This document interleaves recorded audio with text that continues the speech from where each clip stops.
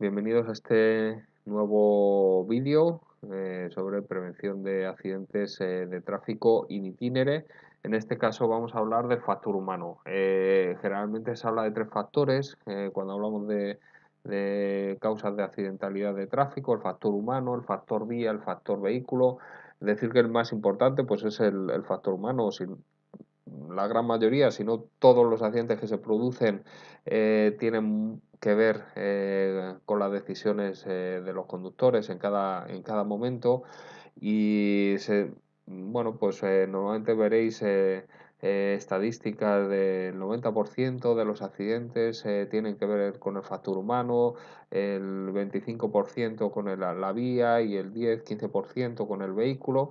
Bueno, yo muchas veces pienso que prácticamente el 100% de los accidentes tienen que ver con el factor humano, porque al fin y al cabo el no adaptarse a las circunstancias de la vía, el no llevar un mantenimiento adecuado del vehículo, pues muchas veces puede generar un accidente, y al fin y al cabo pues es el conductor o el usuario el que ha decidido pues conducir a mayor velocidad por una calzada mojada o no llevar un correcto mantenimiento de los vehículos.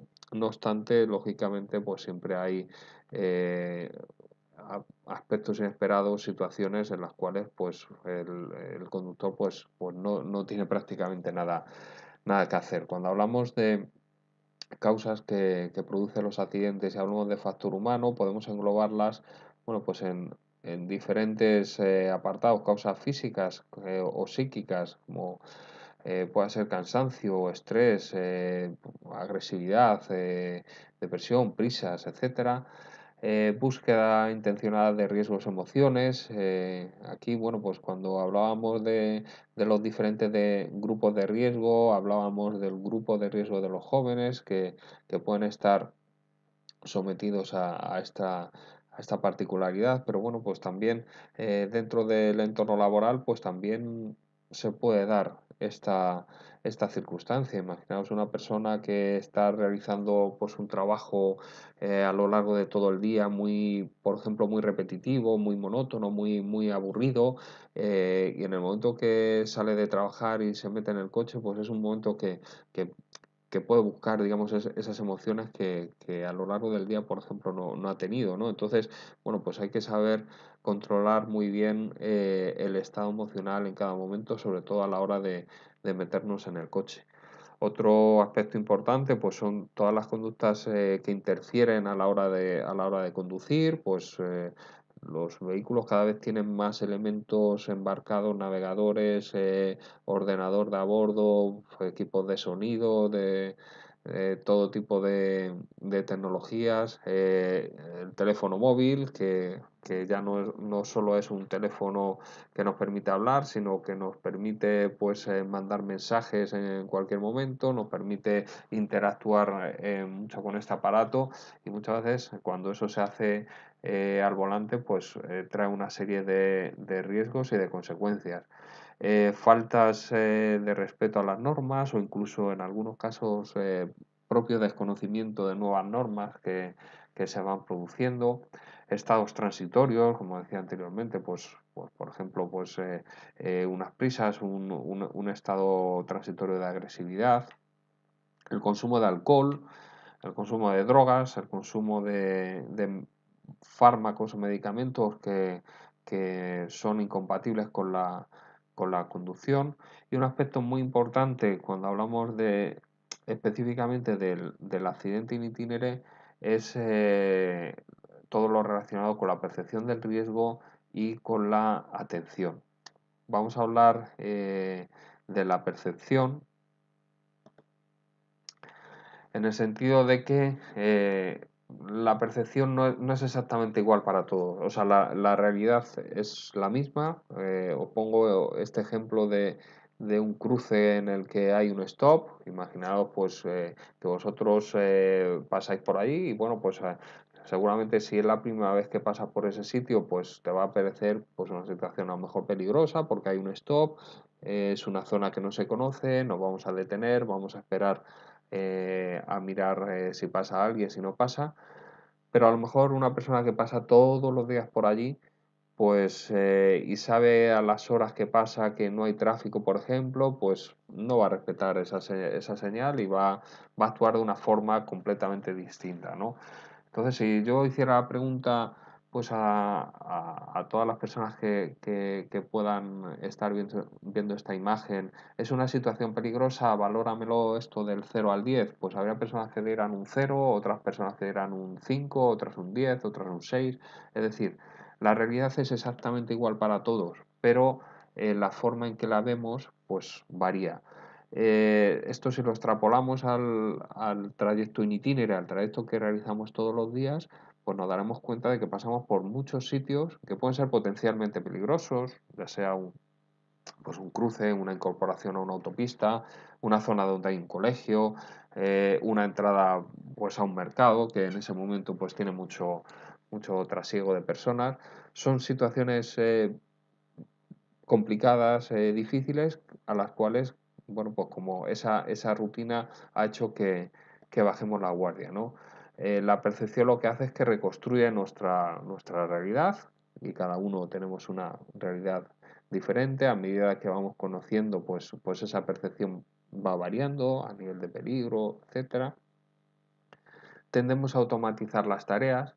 El cuerpo humano, digamos, es una máquina muy inteligente y trata de consumir la menor energía posible en todo momento, ¿no? Entonces, si yo realizo el mismo trayecto todos los días, al final nos daremos cuenta de que lo hacemos prácticamente de forma automática. Pasamos por sitios en los cuales, pues, cuando llegamos a la oficina no nos hemos dado cuenta ni de qué hemos pasado. No sabemos si por ese sitio pasamos o una circunstancia del tráfico, no sabemos si pasó ayer, pasó antes de ayer.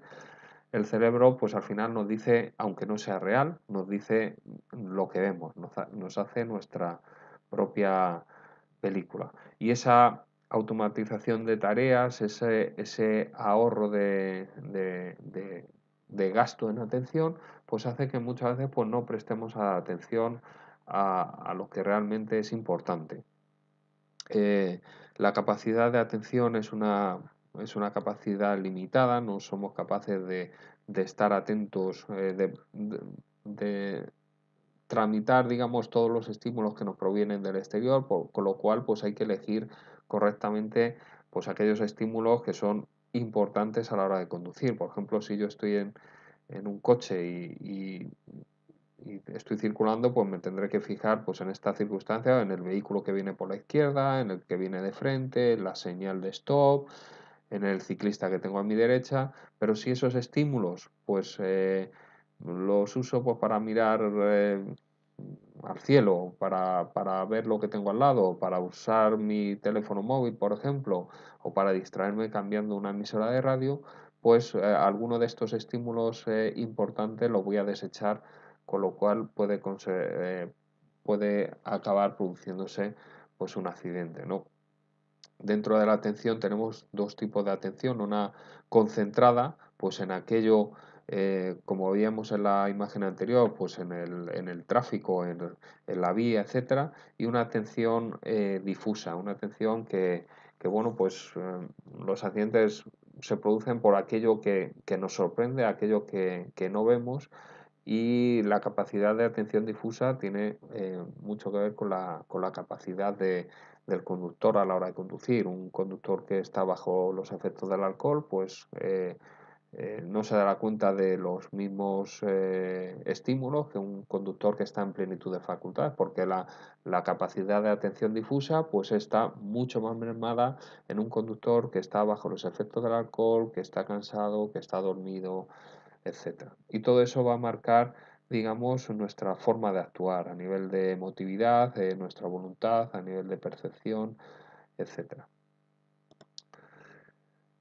Otro aspecto importante pues es el sueño, el cansancio. El cansancio degenera fatiga, la fatiga en diferentes niveles y al final pues acabamos durmiéndonos. ¿Qué factores influyen en el sueño? Pues principalmente las condiciones del conductor, el no haber descansado correctamente, pero bueno, factores que pueden agravar esa sensación de sueño pues son el tipo de vía, una vía monótona, recta, etcétera, pues producir somnolencia, el estado del conductor, las condiciones del vehículo, de temperatura, de confort, etcétera.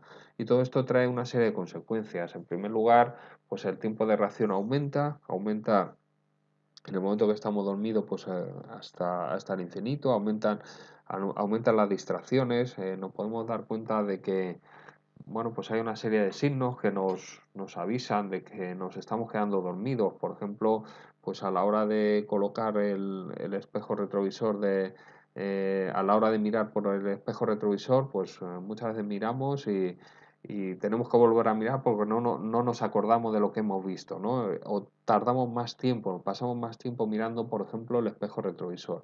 Pues ese es un síntoma claro de que estoy cansado y que estoy a punto de quedarme dormido, ¿no?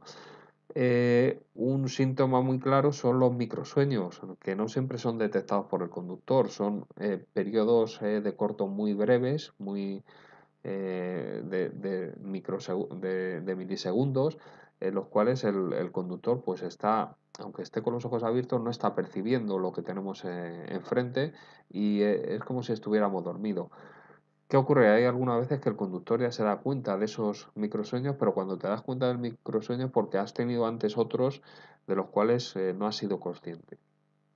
Eh, Cambios de comportamiento, cuando nos estamos quedando dormidos, pues bajamos las ventanillas, subimos el volumen de la música, aumentamos la velocidad, a todo el cuerpo se va haciendo, entonces, bueno, pues el accidente a lo mejor no lo voy a tener a 100, sino que lo puedo tener pues a 120 kilómetros por hora. Se producen alteraciones en los sentidos, el tacto, nos sudan las manos, se nos seca la boca, la visión se nubla, zumbidos en los oídos, etcétera, y todo esto pues puede acabar produciendo el accidente. El principal consejo sería descansar correctamente, en la medida de lo posible, pues evitar conducir durante la noche y sobre todo si estos trayectos son largos.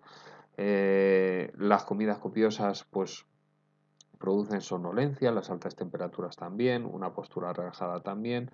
Entonces, bueno, pues a la hora de conducir hay que tener muy en cuenta pues, que el vehículo no es un sitio ni mucho menos para descansar.